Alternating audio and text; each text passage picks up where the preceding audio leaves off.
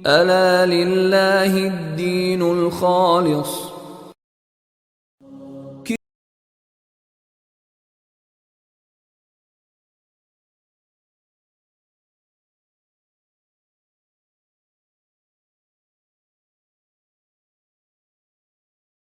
یہ کسی بھی عالم دین کا جو صحیح معنوں میں تحریک کو اٹھاتا ہے یا تحریک کے بارے میں بات کرتا ہے یا جو چاہتے ہیں لوگ اصلاح اس معاشرے کی، اس کے اندر اس کا بڑا کمال ہے. اس کو میں پھر اس لیے دوبارہ سے 3-4 سطریں پہلی پڑھ لوں تاکہ اس کے ساتھ کوئی ہماری پیوستگی جو ہے وہ ہمیں صاف طور پہ پتہ چل جائے کہ کیا ہے. پھر کسی فکری و اخلاقی اور تمدنی تحریک کو اگر بین الاقوامی پیمانے پر پھیلانا مقصود ہو تو اس کے لیے بھی یہ قطعاً ضروری نہیں، بلکہ سچ یہ ہے کہ مفید بھی نہیں کہ شروع سے اس کو بالکل ہی بین الاقوامی بنانے کی کوشش کی جائے. کوئی تحریک اٹھانی ہے تو یہ نہیں ہوتا کہ آج آپ نے ایک آدمی نے تحریک اٹھائی، میں نے اپنے نمائندے کچھ کینیڈا بھیج دیے، کچھ امریکہ، کچھ لندن، کوئی فرانس، کوئی ادھر ادھر بھیج کے وغیرہ سب جگہ جا کے تحریک برپا کر دو. تحریک جو ہوتی ہے وہ عمومی طور پر جو دینی، فکری لحاظ سے، اخلاقی لحاظ سے اور تمدنی لحاظ، یعنی ایک معاشرہ بھی آپ نے بنانا ہے.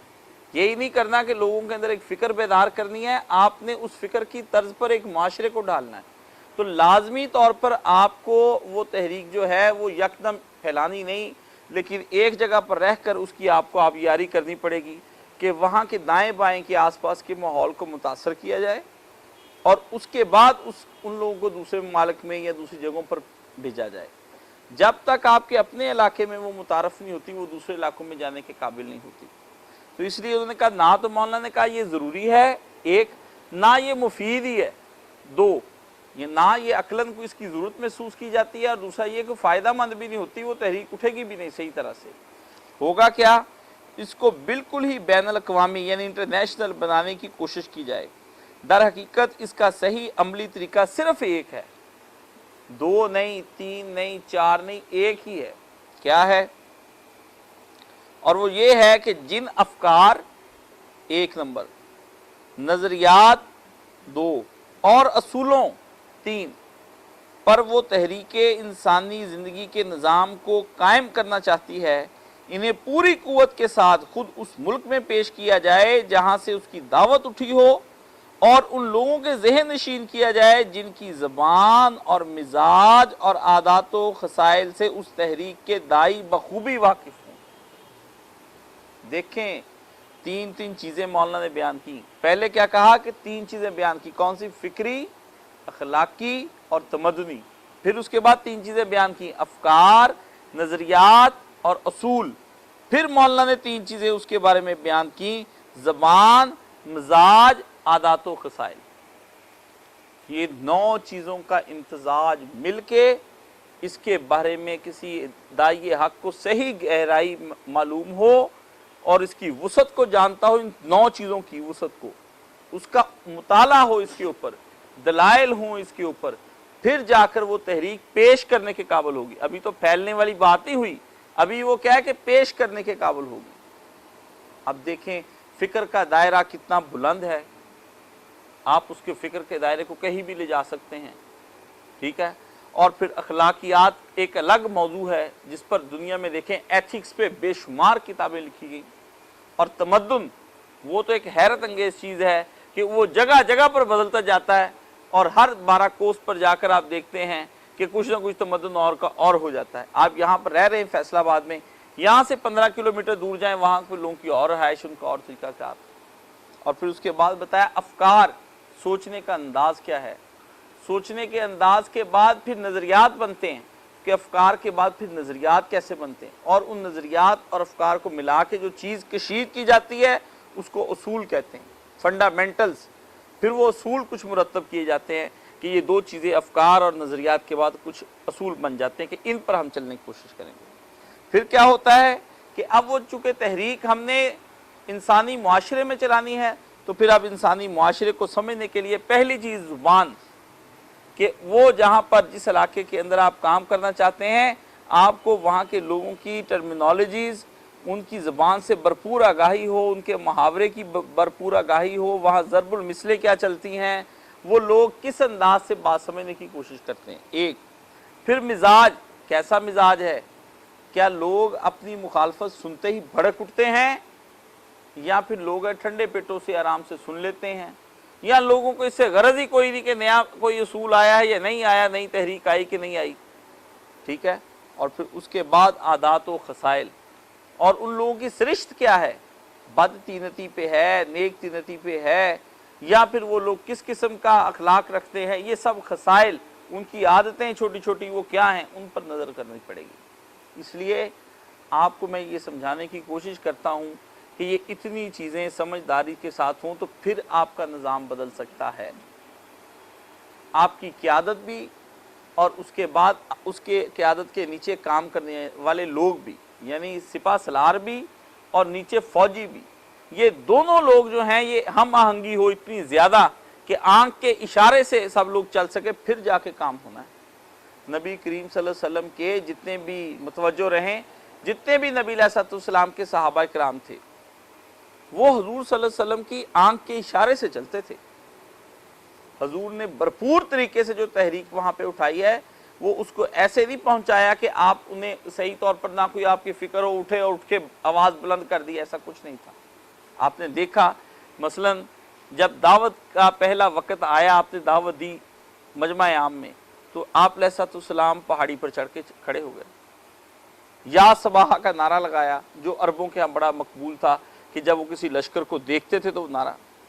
پھر حضور صلی اللہ علیہ وسلم نے بڑے منطقی انداز سے بات سمجھائی کہ اگر میں کہوں کہ اس پہاڑی کے دوسری طرف ایک فوج تم پر حملہ آور ہوا چاہتی ہے تو کیا تم میری بات کا یقین کر لو گے؟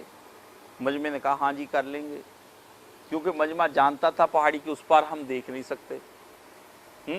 یہ آدمی وہاں کھڑا ہے جو ادھر بھی دیکھتا ہے ادھر بھی دیکھتا ہے. پھر حضور نے پہلے ایک بڑے خاص انداز سے دعوت دینے سے پہلے اپنی تصدیق مانگی بھی، تاکہ مجمع کو پہلے قابو کر لیا جائے کہ پہلے میرے بارے میں کیا رائے رکھتا ہے یہ مجمع. انہوں نے کہا ہاں جی آپ نے. میں کیوں؟ کہنے لگے آپ صادق ہیں اور امین، ایک تو سچ بولتے ہیں اور سچ بھی ویسا ہی بھرپور آپ قسم کا بولتے، جتنا ہوتا ہے اتنا ہی بتاتے ہیں، اپنے پاس سے نہیں لگاتے. امانت داری یہ ہے. تو پھر آپ علیہ السلام نے ان کو یہ تشبیہ دے کر کے بتایا کہ اللہ کی طرف میں تمہیں بلاتا ہوں، آؤ ایک اللہ کی طرف. کیوں بتایا؟ کہ پہاڑی کی پچھلی طرف جو تھا وہ آخرت تھی جس کو رسول اللہ صلی اللہ علیہ وسلم دیکھ رہے تھے. آپ نے وہ جو بتانا تھا وہ یہ تھا، یہ سامنے کی طرف دنیا تھی. تو پیغمبر کی نگاہیں دونوں جانب ہوتی ہیں، ایک اس طرف بھی دنیا کی طرف بھی اور آخرت کی طرف بھی. تو وہ آپ نے پہلے ایک منظر بنایا پورا، پھر لوگوں کو دعوت. یہ نہیں کہ کوئی نیچے بیٹھے آپ نے سارے اکٹھے کر کے بولا بھائی میں نبی ہو گیا مجھے مان لو. کون مانتا ہے اس طریقے سے؟ آپ علیہ السلام نے کردار کی صداقت، اور اس کے بعد پھر اپنا جس مقام پر کھڑے تھے. عرب بڑے تیز لوگ تھے، عرب ہماری طرح کے غبی اور کند ذہن لوگ نہیں تھے. وہ اشاروں میں زیادہ، یہ قرآن شریف جو ہم دیکھتے ہیں نا، کہتے کہیں کہیں سے ہمیں لگتا ہے کہ اس کے بعد بات نہیں چلائی.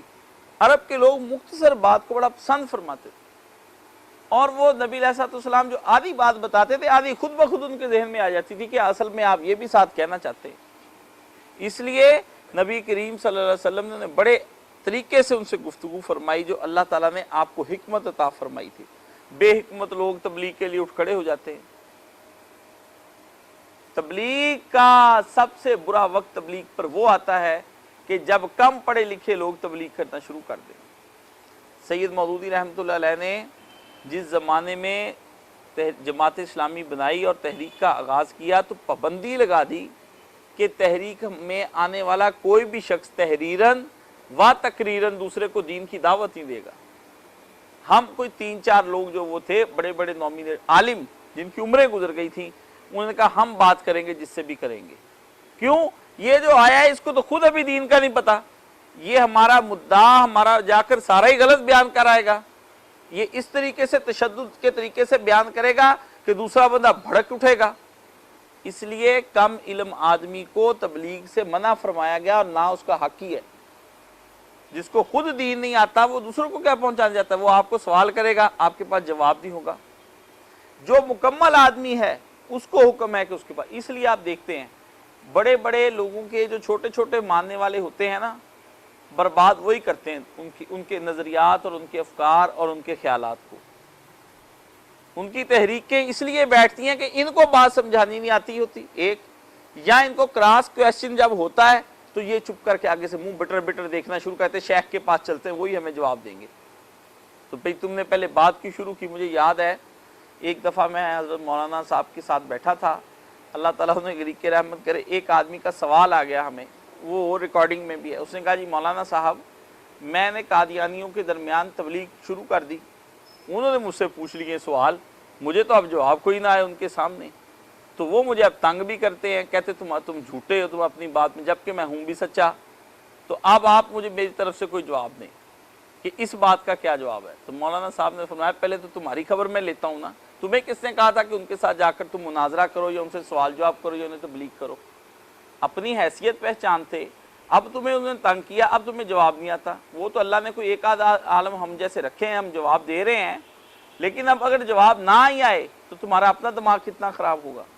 इसलिए दूसरे फ़िरक़ों के साथ नहीं बहस करनी चाहिए, ना उन लोगों के साथ भी आपकी जमात झूठी है हमारी सच्ची है, चुप रहना चाहिए। पहले अपना तो सीखें। 10-10 साल, 20-20 साल, बल्कि 30-30 साल मैंने बाज़ तहरीकों के अंदर लोगों को देखा है, लेकिन अपने ही कायद का पूरा लिटरेचर उन्होंने नहीं पढ़ा होता। मैंने खुद इम्तिहान लिया, बुजुर्ग, दाढ़ियाँ सफ़ेद, बस ऐसी बात पूछी, एक दो बातें पूछी, पता चला इन्होंने मुताला ही कुछ नहीं किया, अपनी तहरीकों का लिटरेचर नहीं पढ़ते, जिसके नतीजे में चुप हो जाते हैं वो। इसलिए ये पहला काम जो है वो एक दाई हक का ये होता है कि अपने बंदों को ट्रेन करे। 9 चीज़ें जो इसके अंदर बयान की, अगर वो सही मानों में नहीं बताते कोई फ़ायदा नहीं उस तहरीक का, आप समझने की कोशिश करें। ठीक है, अब आगे पढ़े। और फिर अपने ही मुल्क में उन उसूलों को अमलन बरत कर उन पर एक कामयाब निज़ाम ज़िंदगी चलाकर दुनिया के सामने नमूना पेश किया जाए। पहले अपने घर को सही करके, अपने इलाके को सही करके, उसके अंदर उन उसूलों को जो आप लोगों के सामने पेश करना चाहते हैं और उन पर दावत देना चाहते हैं, तो पहले आपका काम है कि उनको अपने घर में चला कर दिखाएं। आपके यहाँ वो चलता नहीं, लठ लेकर दूसरों के पीछे आप पड़ जाएं, अपने घर में निज़ाम चलाओ, तो भाई तुम्हारे यहाँ तो चलता नहीं है, तुम्हारे अपने मुल्क के लोग तो मानते नहीं हैं। इसलिए नबी करीम सल्लल्लाहु अलैहि वसल्लम ने पहली कोशिश यही की कि मक्का के अंदर रहते हुए आपने लोगों को तैयार किया, अफराद की तैयारी की, उनको समझाया। और आप ये देख लें, मैं आपको ये बात बताता हूँ कि इस्लाम उतनी देर तक, इस्लाम के अंदर आज़ादी के साथ बात करने की, जुर्रत के साथ बात करने की आप आज़ादी देखते हैं जब तक मक्का का परवरदा आदमी जो रसूलुल्लाह ने मक्के में जिसकी परवरिश की थी आखिरी वक्त तक जिंदा रहा। थोड़े से लोग, बमुश्किल 200 से 300 लोग हुए। 10 साल 13 साल नबी करीम सल्लल्लाहु अलैहि वसल्लम मक्का में रहे। ज़बान नबूवत है, कुरान मजीद है, मक्का का पढ़ा लिखा मजमा है। ये भी नहीं मक्का जाहिल नहीं थे, मक्का के तजारती लोग थे, आते जाते थे।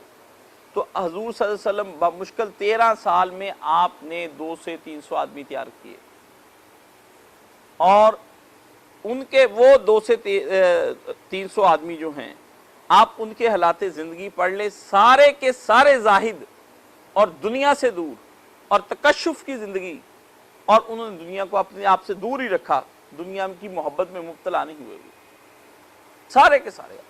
हज़रत सलमान फ़ारसी को देख, बाद में आए मदीना के अंदर, आप उनका पढ़ लें, वो कब से रसूल पाक, जितनी जद्दोजहद दीन को तलाश करने में जिसने की, उतना ही वो फ़कीर रहा जिसने। सैयदना अबू बकर सिद्दीक़ को देख लें, सैयदना उमर फ़ारूक रज़ी अल्लाह तआला अन्हु को देखें, सैयदना उस्मान गनी को देखें, सैयदना अली मुर्तज़ा को देखें, हैं जी, और हमारे यासर को देखें। आप उनके बारे में पढ़ेंगे तो आप दंग रह जाएंगे, हैं जी। बड़े बड़े सहाबा, वो सारे फ़कीर, उनकी ज़िंदगियाँ देखे कुछ भी नहीं।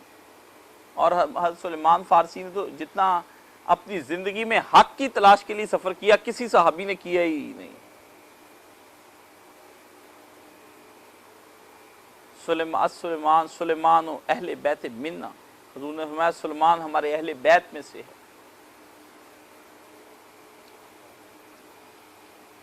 हज़रत सुलेमान ने फरमाया, पूछा सुलेमान नसबनामा तेरा क्या? सुलेमान बिन इस्लाम।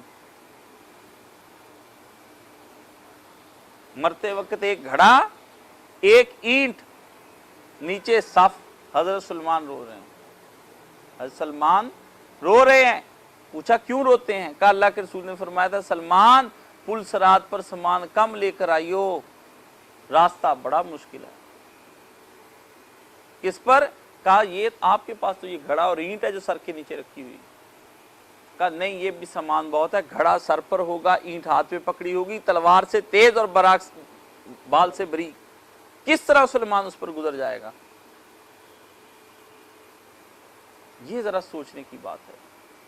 ہم ایسے نہیں اللہ کے نبی نے معاشرہ اٹھایا، ایسے نہیں یہ اسپین تک اثر گیا مسلمانوں کا، ترک تک مسلمان آئے، وہ کاشگر اور تاجکستان اور وہاں تک مسلمان چلے گئے. وہ اثر نسل در نسل کچھ باقی چلا آتا تھا ایمان کا، تو ورنہ وہ پہاڑیاں برفستانوں کی وہاں پہنچ گئے، چین کی سرحدوں تک سنکیانگ دیکھے وہاں تک پہنچ گئے مسلمان. یہ اسپین کی سرحدوں کو چھو لیا، یہ ترکی کے استنبول انقرہ تک جا پہنچے مسلمان. افریقہ سب ان کے زیر تسلط میں آ گیا. یہ سندھ کی زمین سے ملتان تک مسلمان چلے آئے. کیا ایک عرب کا چھوٹا سا مکہ، اور جن کو آج تم ملک گنتے ہو یہ اسلامی ریاست کے صوبے ہوا کرتے تھے. صوبہ عراق، صوبہ مصر ہیں جن کے آگے اب کئی صوبے ہیں. مسلمانوں کی حکومت، یہ نبی صلی اللہ علیہ وسلم کا کیا ہوا کام ہے. آج اگر مسلمان یہ چاہتے ہیں کہ ہم نے یہ کام کرنا ہے جی، ہم نے تحریک چلانی جی، ایک ملک میں اسلامی ملک میں نظام لانا ہے، تو کیا تحریک ایسے چلی جائے گی؟ آپ کسی تحریک کے آپ دیکھ لیں، اب تو ماشاءاللہ کولر لگ گئے ہیں جی، اس کے اندر پھر قرآن شریف پڑھا جاتا ہے، پھر اس کے بعد درس ہوتا ہے، پھر اس کے بعد پھر اور بڑے لوازمات، پھر ایک بڑی سی گاڑی ہوتی ہے اس میں بیٹھتے ہیں سارے ٹاٹا کرتے ہوئے بائے بائے کرتے. کل کا درس پھر سننے کے لیے انشاءاللہ آئیں گے. متبرک گورے گورے چہرے، سفید سفید اوپر داڑیاں، جناب بڑی پیاری ٹوپیاں، ہم دیکھ کر جناب سبحان اللہ کیا پیارے پیارے لوگ ہیں. کسی سے پوچھ لو، لیپ ٹاپ کو کھول کر اس کے اوپر دکھا رہا ہے، یہ دیکھیں قرآن کی آیت نمبر 33 کے اندر کیا لکھا ہے. سبحان اللہ. اور مسلمانوں کے پاس لیپ ٹاپ نہیں تھا بھائی جان، پتھروں پہ لکھا ہوا قرآن تھا، وہ پتوں کے اوپر لکھا قرآن تھا. مسلمانوں کے پاس پورے کاغذ بھی نہیں تھے کہ وہ اپنا قرآن شریف پورا لکھ لیتے. تو قرآن کہاں تھا؟ اندر تھا. جسے مسلمانوں نے تاج کمپنی کے خوبصورت طباعت والے قرآن شریف افسٹ پیپر لگا کر کے چھاپے، اس دن کے بعد پھر دلوں سے قرآن اٹھ گیا، کتابوں کے اندر رہ گیا. اللہ کے نبی کی تحریک پر بھائی جان غور کرو گے تو پھر فلاح پاؤ گے. غور کرتے جاؤ، آپ کو پتہ چلے گا رسول دنیا سے اکراہت، دنیا سے کراہت پرے پرے پرے، پھر وہ تحریک اٹھی. جب آپ دنیا کو قریب قریب قریب لا کر کے جی اور پھر اس کو سمجھنے کی کوشش کرتے ہیں تو پھر آپ کو کیا پتا. قرآن تو کہتا ہے کہ دنیا سے دور رہو، دنیا سے دور رہو، یہ بڑے کم وقت کے لیے آئی ہے، یہ ختم ہو جائے گی، یہ ایسے ہوگا. ہم کو رہتے دنیا میرے قریب آ جا، دنیا میرے اور قریب آ جا. قرآن دور کھینچتا ہے، ہم قریب کھینچتے ہیں. دنیا کی کوئی ٹیکنالوجی حاصل کر لو جی، ٹیکنالوجی سے آپ کافروں کو مات دے دیں گے. کون سی ٹیکنالوجی تھی بدر کے اندر؟ ڈنڈے تھے. حضور سے، حضور توڑ کے درخت کی شاخ، حضور نے حضور میرے پاس تو تلوار بھی نہیں، آپ نے نہیں رکھ لے، یہی کام دے گی. اور کام دیا، اس فرشتے اللہ نے اتار دیا آسمان سے. اللہ تعالیٰ سے کہتے نہیں. بدر میں دیکھ لو کیا کتنی ٹیکنالوجی تھی. حضور کہتے پہلے بھائی تلواریں تیار کرو، یا اللہ مجھے ایٹم بم بنانے کا علم عطا فرما، رب زدنی علما،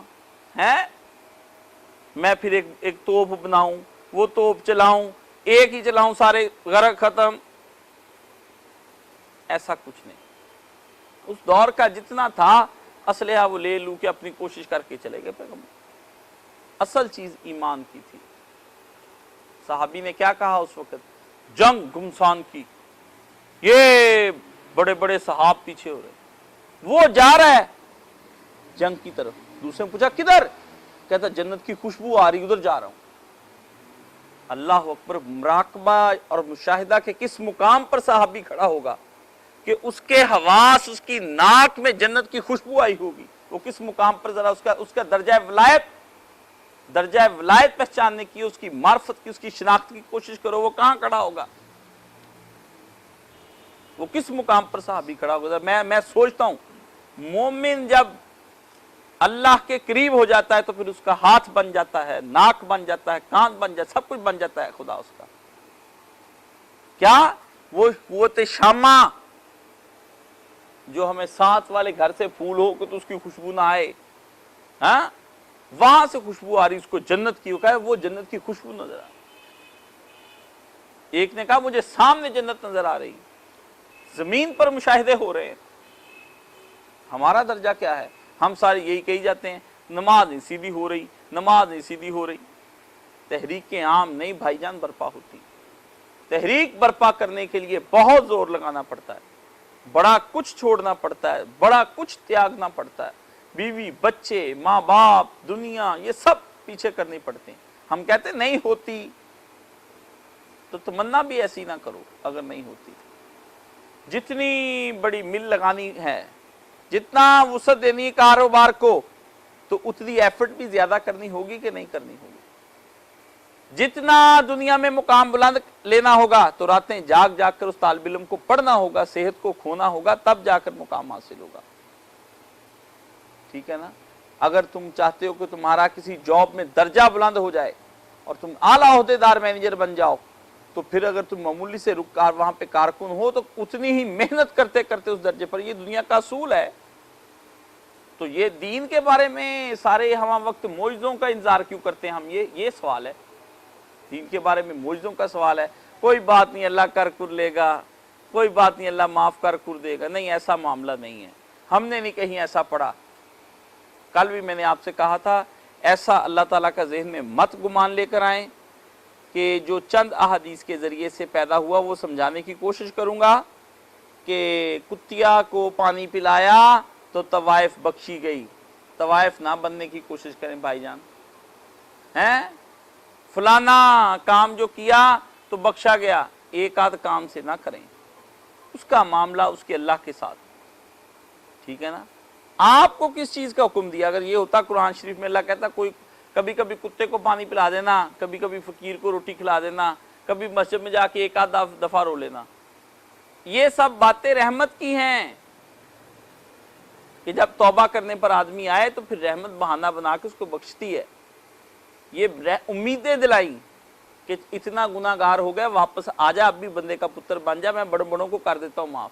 لیکن یہ کب کہا ہے کہ تو پتا تجھے سارا ہی چل جائے, سمجھدار تو بھرپور ہو, ہر شے تیرے علم میں ہو, پھر تو طوائف بن کے کام اپنا ٹائم چلاتا رہے ہیں, بلکہ طوائفوں کا دلال بن جائے اور کبھی کبھی میں جو نا مہینے کے بعد رمضان شریف میں غریبوں مسکینوں کے یہاں روٹی بھیج دیا کروں گا, چلو ہماری بخشش ہو جائے گی, باقی معاشرہ میں نے سارا ہی گندا کرنا ہے. ایسی روایتیں جو ہیں وہ سمجھنے کے لیے وہ کسی دن اللہ کی رحمت اور یہ پن پوائنٹ کر کے جو ہوتا ہے کہ یہ رحمت پھر کیوں ہوئی, یہ آپ کو سمجھانے کی کوشش کروں گا. اور اگلی بات سن لیں. تبھی مولانا نے کہا جب آپ نمونہ پیش کریں گے تو کیا ہوگا, تبھی دوسری قومیں اس کی طرف توجہ کریں گی, جیسے آپ لوگ توجہ کرتے ہیں امریکہ کی طرف. ایسے بھائی جان آپ بھی کہتے ہیں نا ویسی ڈیموکریسی لے کر آؤ, وہاں ہم گئے تو وہاں سڑکیں بڑی اچھی تھیں, روٹی کھانے کا طریقہ ان کو آ گیا ہے, وہاں کپڑے ایسے پہنتے ہیں, میڈیکل کے ہسپتال. بھائی انہوں نے اپنا ایک طریقہ اس حد تک متعارف کرایا کہ آج آپ بھی اس کو لینے کے لیے آمادہ ہو رہے ہیں. اسی طرح اس طرح کا دین پھیلاؤ کہ دوسری قوم میں توجہ کریں. جیسے وہ اسٹالن کے بارے میں نے آپ کو پہلے بھی ایک دفعہ بتایا تھا کہ اس کو جا کر مولانا عبید اللہ سندھی رحمۃ اللہ علیہ ملے. انہوں نے جا کے لینن اور اسٹالن کو جا کر کہا اسلام کی بڑی برکتیں ہیں, آپ روس میں انقلاب لے آئے ہیں, آپ اسلامی نظام نافذ کر دیں, دن دگنی رات چگنی ملک ترقی کرے گا, زمین سونا اگلے گی, آسمان رحمتیں برسائے گا. انہوں نے کہا جی ٹھیک ہے, جیسے آپ نے فرمایا ہم نے مولانا صاحب مان لیا. اس طرح کریں, یہ میرا وفد بیٹھا ہے, ان کو لے جائیں, آپ کے 60-70 ملک ہیں, ان میں سے کوئی ایک دکھا دیں جہاں یہ رحمتیں بھی ہو رہی ہیں, برکتیں بھی نکل کے باہر آ رہی ہیں, یہ ساری ان کو دکھائیں, یہ جا کے جائزہ لیں, ہم لا کے نظام میں یہاں پہ لگا دیں. تو مولانا عبید اللہ سندھی رحمۃ اللہ علیہ فرماتے ہیں सवाए मेरी आंखों में आंसुओं के कुछ नहीं था और मैं रोता हुआ वापस लौट आया। ये हालत होती जब आप कहते हैं इस्लाम में बड़े फायदे हैं, काफिर कहते सारे फायदे आप ही ले लें, पहले हमें अपने मुल्क में रहने दें, पहले आप सारे ना मिल मिला के फायदे ले लें, 60-70 मुल्क मिलके, फिर हमें भी देने के लिए आ जाए, हम भी कर लेंगे नाफिज, कोई बात नहीं। काफिरों ने कोई आपसे आकर कहा कि हम अपने मुल्कों में हमारा निजाम नाफिज करो, अंग्रेजों ने कहा, उन्होंने दिखाया आपको इंग्लिस्तान, आपके लोग पढ़े लिखे वहां गए, जाके देखा, उन्होंने कहा भाई वैसी तरक्की करना चाहते जो आज हम, इसके मुतमन्नी, वहां की ट्रेन, यहाँ की ट्रेन, वहां मेट्रो चलती, यहां भी चलाओ, हैं? तो अमलन क्या होगा, पहले आपको तो कुछ करके दिखाना पड़ेगा। दूसरी कौम में इसकी तरफ तवज्जो करेंगी और उनके ज़हीन आदमी खुद आगे बढ़कर इसे समझने और अपने मुल्क में रवाज देने की कोशिश करेंगे। फिर वहां का आपका वहां का जो तबका है ना, बेदार तबका, वो उठेगा, वो कहेगा देखो वहां पर हदूदुल्लाह का नफाज है, इसलिए वहां पर चोरियां नहीं होती, औरतों की इज्जतें नहीं लुटती, इसलिए जैसे तैसे करके, हमें नहीं चाहिए अकायद बाद में देखे जाएंगे, वैसे कवानीन लगाओ यहां पर, हैं? वहां देखो जाकर कि जब उनका रमजान का महीना आता है, सब के सब लोग वहां पे इतना खर्च करते हैं, इतना खर्च करते हैं, दुकानें खाली कर देते हैं अल्लाह के नाम पर। फिर वो कहेंगे हाँ वाकई यार इस तरह का मुल्क होना चाहिए, हमारे यहाँ गरीब किस तरह रोते फिरते हैं। जब आपको देखते ये जितने चोर ये हैं, अल्लाह पनाह दे, इतने तो हम भी नहीं है, वो कहते जितने मुनाफाखोर ये हैं, इतने तो हम भी नहीं है, हैं हम भी बद होता है।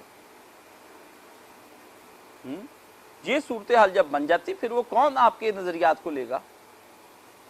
लिहाजा ये बात किसी निज़ाम फिक्र अमल की इब्तिदान एक कौम ही के सामने पेश किया गया था। यकदम नहीं हुजूर ने कहा घोड़े दौड़ा दो, वो इधर जाए इधर जाए इधर जाए, सबको बता दो मैं नबी बनकर आ गया, जल्दी जल्दी करो मुझे मान लो, नहीं, पहले कौम के सामने मौलाना ने कहा, और इस्तदलाल का सारा जोर उसी को समझाने और मुतमिन करने पर सर्फ कर दिया गया। उस कौम के एक एक लफ्ज समझाया, बहसें हुई रसूलुल्लाह सल्लल्लाहु अलैहि वसल्लम के साथ, रोज मुनाजरा रोज मुनाजरा रोज मुनाजरा नबी सल्लल्लाहु अलैहि वसल्लम के साथ। पता आखिरत किस तरह आएगी, ये जिस्म किस तरह हम खड़े हो जाएंगे, रूह कहां से आएगी, रूह किसको कहते हैं, रूह के बारे में हमें बता, किस दुनिया की बात, कौन सा खुदा, अगर वो होता तो यूं ना होता, ये बुतों को तो बुरा कहता है, किस तरीके से बुरा कहता है, दलाइल दे इसके। रोज मुनाजरा, नबी सल्लल्लाहु अलैहि वसल्लम रोज मुनाजरे की जद में, हुजूर के आसपास मजमा लगा, हुजूर खड़े दावत दे रहे हैं, क्या हालत होगी मेरे नबी सल्लल्लाहु अलैहि वसल्लम की। और मैं सोचता हूं मक्के के दौर के उस वक्त के खुतबे जो है वो रसूलुल्लाह के रिकॉर्ड में नहीं आ सके। पाक पैगंबर सल्लल्लाहु अलैहि वसल्लम किस जलालत से खुतबे देते होंगे। ये कहते मीठे मीठे खुतबे दो जी काशिफ साहब, मैं कहां से मीठे खुतबे ले आऊं। जाहिलियत का जमाना, इसके और माशरे में कोई फर्क है। मीठे खुतबे तब हुजूर सल्लल्लाहु अलैहि वसल्लम ने दिए जब मदनी माशरा कायम हुआ, तो इन फिरूफी से बिल्ला की आवाजें निकली और उस वक्त हुजूर ने फरमाया भाई ये है, ये जन्नतें होंगी, ये होगा। पहले कहा डरो डरो अल्लाह से, इत्तकुल्लाह, अल्लाह से डर जाओ डर जाओ डर जाओ। अंजार किया, अंजार लफ्ज़ नजर नजीर जिससे निकला है, अंजार किया, पैगंबर ने डराया धमकाया, उनके दिलों को धड़काया, सो रहे थे। फिर जाकर पैगंबर सल्लल्लाहु अलैहि वसल्लम उनको उठाया, फिर वो लोग कुछ बेदार हुए, कुछ उन्होंने सोचा हाँ ये कुछ कह रहा है। फिर कुछ नौजवान तबके ने और पिसे हुए तबके ने और पसमानदा तबके ने नबी सल्लल्लाहु अलैहि वसल्लम को कबूल फरमाया। उमरा ने फिर भी कबूल नहीं फरमाया, सरकश हो गए, जाओ नहीं मानते मोहम्मद तुमको। कल का लड़का हमारे हाथों में पला, हमारे हाथों में जवान हुआ, 40 साल का नौजवान है, मैं बूढ़ा 80 साल का हूं, मुझको देखो, तुम्हारी बात मान लूं। मुझे पूरा कुरैश जो है वो अबुल हिक्म कहता है, दानिशमंदी का बाप। लोग पंचायत के फैसले मेरे पास लेकर आते हैं, मैं अक्लमंद तरीन आदमी हूं। अजीब लड़के हो, कल तुम पैदा हुए, तुम्हारे बाप को भी जानता हूं, तुम्हारे दादा को भी जानता हूं, तुम्हारा दादा और मैं आपस में यार थे, कैसे बातें करते तुम मेरे सामने पंचायत में आकर के। ओनली 40 ईयर ओल्ड, सिर्फ 40 साल के हो तुम, अभी तो तुम्हारा कोई बच्चा भी बड़ा नहीं हुआ। हमारे बच्चे और तुम्हारे बच्चे एक उम्र के हैं, तो हमारे बच्चे और तुम एक उम्र के हो, कैसे होगा ये सारा। लड़ पड़े हुजूर से। वो कुरैश के वो जो चौधरी बैठते थे ना, अगर कोई उनकी, मैं आपको एक एक की दास्तान सुनाऊं आप दांगी रह जाएं क्या उनके ठाठ, क्या उनके चौधरियों के बाट, है बिजनेस उनके चलते हैं, तजारत के काफिले जाते मक्का मदीना, इधर से शाम तक, वो बादशाह किसरा के घर रोम तक, वहाँ ये बड़े दौलतमंद, सोने चांदी के। शाम को पंचायत बैठती थी, 100 ऊँट तो एक एक इशारे पे। आप तो 1 लाख के कहते थे ऊँट की यारी रिबा, बड़ी शौकिया मारते हैं। 100 ऊँट कर दे अबू जहल की तरफ से, 100 ऊँट। उतबा 100 किए हैं, अच्छा चल हमारी तरफ से 200 कर। शहबा तू 300 मेरी तरफ से। ये कुछ तो होता था वहां। शराब के चूंकि आदी थे, मटकों के मटके रखे हुए, ये यहां से वहां तक। ये नहीं होता था कि वो वहां से एक छोटी सी बोतल लेके पी के तो गाड़ी मार दी एक अमीर आदमी ने। भूखा नंगा है ना शराबी, कैसा गुनाह भी करने के लिए इनको वो मटकों के मटके पीने वाले लोग, ये रखे मटके, बलोरी जाम, खवातीन पेश करने वाली उनकी, हाँ जी, दाएं बाएं से लौंडियां कनीजें रोम की पकड़ी हुई लेकर आते, बड़ी बड़ी महंगी, बड़ी बड़ी महंगी। यहाँ के एक तरह के गुनाहगार नहीं थे कि जाके अकलियती की लड़कियों को जाके ज़िना करने के लिए हायर करके ला, बड़ी बड़ी महंगी। उनके ज़ौक गुनाह के बड़े बुलंद, बड़े दबंग अंदाज वहां हुजूर मजमे में बैठकर करते। हम इतना अमीरों का मजमा होना तो मेरी ज़बान नहीं आती, गुंग हो जाती। बिचौई साहबान के नाराज ही ना हो जाए, साथ ले जाने वाले उनको काश सब जरा हाथ हल्का ही रखे। यही होना है दीन के लिए। वो इसलिए जब मैं बेबाकी अपने पैगंबर की देखता हूं ना कि मेरे नबी सल्लल्लाहु अलैहि वसल्लम कैसे बेबाक हो गए, आपने कहा देखा जाएगा, कोई आए ना आए, अल्लाह ने कहा पैगंबर पहुंचा दे, मानते हैं तो मानते, नहीं मानते जाए, इनसे कह दो कि तुम भी इंतजार रब में रहो, हम भी इंतजार में रहेंगे। ये एक तरीकाकार था। पैगंबर झुके नहीं है कहीं भी। तो तब जाकर तहरीक उठी। सारे का सारा जोर उसको समझाने और मुतमिन करने पर सर्फ कर दिया गया था। यहां तक आज हम पढ़ेंगे। इस पैरे को छोड़ने को जी नहीं चाहता है, उम्र ही इस पे लग जाए सारी। ठीक है, मौलाना ने बड़े, सैयद मौदूदी रहमतुल्लाह अलैह ने दुनिया भर की तहरीकें, क्या नाजीज़म, हिटलर, उस जमाने में सोशलिज्म, इतनी मोटी किताब में। मौलाना मानूर काजी कहते हैं मैं गया तो हिटलर के मौजू पर अंग्रेजी जुबान में इतनी मोटी किताब पढ़े थे मौलाना। कहते मैं गया तो मौलाना मेरे लिए पानी लेने के लिए गए, तो मैं फिर देखा मौलाना ने वहीं दरमियान में पेंसिल रखी और वहीं पे रखी किताब, तो मैं देखा तो निशान लगा रहे हैं उस पे। तब जाकर के उस ज़हीन दिमाग ने उसको निचोड़ा दुनिया भर के फलसफे को। हमारे मौलाना मरहूम फरमाते तबसरा करते हुए कहते थे पहले मौदूदी की तरह, मैंने मौलाना से कहा मौलाना ये, मौलाना कहते पहले कौन तफहीम लिखेगा, पहले मौदूदी की तरह सारे जहान का इल्म पढ़ना पड़ेगा। ये मौलाना मरहूम के लफ्ज़ से कहते कौन मौदूदी की तरह सारे जहान का पहले पढ़ेगा। 6 महीने तो अपने आप को मौलाना ने भोपाल लाइब्रेरी में बंद कर लिया था, लॉक अंदर से कर लिया। भूखे मौलाना चने खाता था और कई साल मौलाना मरहूम चने ही खाते रहे। चने के मर्तबान पैसे आ जाते, चने का मर्तबा मर हुई। घर के अंदर चाय का पौधा नहीं था, वो चाय नहीं थी तो घर के अंदर एक पौधा सा लगा लिया दियाजबो का, मौलाना की माँ ने। मेहमान आता थोड़े से पत्ते तोड़ती, उसके अंदर जोश दे के वही पिला देती, मैं भाई यही चाय है। फाके काट कर, तकशुफ काट कर फिर ये उससे लिखी। आज हम बड़े आराम से पढ़ पुढ़ के फारग हो जाते हैं, ये क्या है। इसके अंदर मौलाना के फाकों की और दिमाग की कशीदगी, वो कशीदगी वो मुझे नजर आता है। हालात जिंदगी पढ़ के मैंने कहा ये आदमी क्या है। और फिर अल्लाह ने लिखने का सलीका भी दिया। सबसे बड़ी बात ये, बाज़ औक़ात बंदा बड़ा ज़हीन होता है, समझदार भी होता है, इंटेलिजेंट भी होता है, लेकिन बात बताने का अंदाज नहीं उसके पास होता। बाज़ औक़ात बंदा बड़ा प्यारा लिख सकता है, लेकिन लिखने की आदत नहीं होती, वो उसकी बिना पर अच्छी तहरीर नहीं लिख सकता। लेकिन अल्लाह ने फन दिया फिर इस आदमी को, और उस आदमी ने लिखने के बाद हम तक पहुंचाया। अल्लाह की करोड़ों रहमतें उसकी कब्र पर, अनगिनत रहमतें उसकी कब्र पर। ठीक है ना, मैं इतनी दुआएं करता हूँ इसके लिए। ठीक है, तो ये हमें कुरान शरीफ बताता है, ये जो बता रहा है कि इसका तरीका तबलीग आज जो है ना, तरीका तबलीग ये है।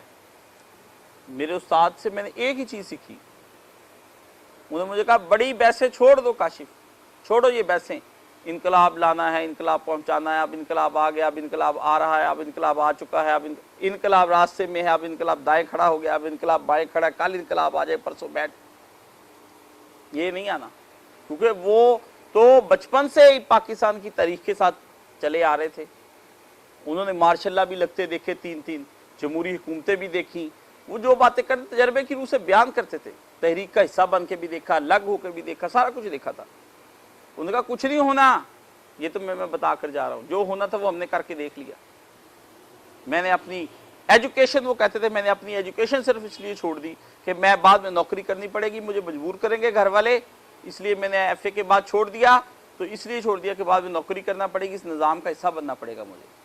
ہم نے اپنی تعلیم، گولڈ میڈل جتنے بھی تھے کہتے میں نے چھاڑ دیے، لیکن بعد میں ہمارے ہاتھ کچھ نہیں آیا۔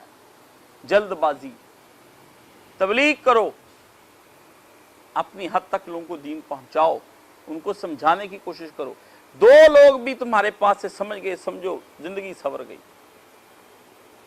بھیڑ اکٹھی نہیں کر دی، مجمع میں بنا ممبر سازی کی مہم بناؤ، کبھی یوں بھی تھا ممبر سازی کی مہم جماعت اسلامی کی بنتی تھی، کبھی بھی نہیں بنتی تھی۔ جماعت کا رکن بننے کے لیے پتہ نہیں کتنے پاپڑ بیلنے پڑتے تھے، اب تو سڑکوں پہ کھڑے بنو جی ممبر، بنو جی ممبر، بنو جی ممبر، تھالی میں رکھ کر ممبر سازی ہو رہی ہے۔ تو یہ سب چیزیں جو ہیں برکیف یہ ہمیں دیکھنی پڑیں گی، ہمیں اپنے اندر اتارنی پڑیں گی، پھر جا کر کے یہ ہمیں سمجھ میں آئے گا۔ تو اللہ تعالی ہم سب کا یہاں قبول و منظور فرمائے۔ ہمارے خاندان میں ایک ہماری دادی کی عمر کی تھی، وہ بھی ہم دادی ہی کہتے تھے ان کو، تو کراچی میں ان کا کل انتقال ہو گیا۔ بڑی محبت، یہ دین سکھانے میں بھی ان کے میرے بڑا تعاون تھا، تو ان کے لیے ہم دعا کریں گے مغفرت کی خصوصی۔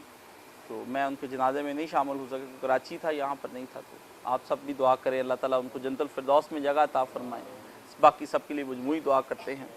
اللہم صلی علی محمد وعلی آل محمد کما صلیت علی ابراہیم وعلی آل ابراہیم انک حمید مجید۔ اللہم بارک علی محمد وعلی آل محمد کما بارکت علی ابراہیم وعلی آل ابراہیم انک حمید مجید۔ اللہم اشف کل مریض، اللہم رد کل غریب، اللہم اقض دین کل مدین، اللہم اصلح کل فاسد من امور المسلم، اللہم اغفر للمؤمنین والمؤمنات والمسلمین والمسلمات الاحیاء منہم والاموات، اللہم اغفر لها وارحمها وادخل الجنہ واعذها من عذاب القبر وعذاب النار انک انت الغفور الرحیم، اللہم انصر الاسلام والمسلمین واخذل الکافرۃ والمشرکین۔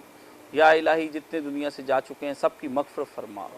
یا الہی مرحومہ جس کے لیے میں خصوصی دعا کرتا ہوں جنازے میں شرکت نہیں کر سکے، یا الہی ان کے کبیرہ صغیرہ گناہوں کو معاف فرما، ان کو اعلیٰ علیین جنت الفردوس میں جگہ عطا فرما۔ یا الہی ان کے ساتھ حسن معاملہ فرما۔ یا الہی ان کی قبر کو جنت کے باغوں میں سے ایک باغ بنا، قبر کو نور سے منور فرما۔ یا الہی یہاں سے بہتر اس کو گھر عطا فرما، یہاں کے اہل سے بہتر اس کو اہل عطا فرما۔ یا الہی اس کی قبر پر اپنی رحمت کی بارش برسا، جنت کے باغوں میں سے ایک باغ بنا، ٹھنڈک پہنچا، اس کے گناہوں سے چشم پوشی فرما۔ یا الہی یہ جو باتیں سب ہم نے کی یہ تمام فوت شدگان کے لیے ہیں، یا الہی سب فوت شدگان کے ساتھ یہی معاملہ فرما، جس میں ہمارے والدین بھی آ جاتے ہیں، ہمارے دادا دادی بھی آ جاتے ہیں، نانا نانی بھی آ جاتے ہیں، ہمارے آباء و اجداد جتنے ہیں بیٹھے ہیں سب کی مغفرت فرما، کل مسلمین مسلمات، کل مومنین مومنات کی مغفرت فرما۔ یا الہی ہماری تمام حاجات پوری فرما۔ یا الہی جو ہمارے دلوں کے اندر ہماری جائز خواہشات ان کو پورا فرما، حرمین شریفین کی زیارت نصیب فرما، رکھے ہوئے روزوں کو قبول فرما، آئندہ آنے والے روزوں کی توفیق عطا فرما۔ یا الہی عید کی خوشیاں دیکھنے کی توفیق عطا فرما، اور یا الہی ہمارے صدقات اور ہمارے عطیات کو قبول و منظور فرما۔ جو لوگ ہم تک اپنے صدقات، عطیات اور اپنے سب چیزیں یہاں بھجواتے ہیں مرکز کے تعاون، ان کے مال و دولت میں الہی برکت عطا فرما۔ یا الہی دامے درمے سخنے جو جس لحاظ سے بھی مدد کرتا ہے، چھوٹا سا گلاس اٹھا کر بھی ادھر سے ادھر رکھتا ہے، اس کی بھی یا الہی اس پہ بھی رحمت فرما، اس کے رزق میں اضافہ فرما۔ یا الہی قوت عطا فرما، ہمیں دین پھیلا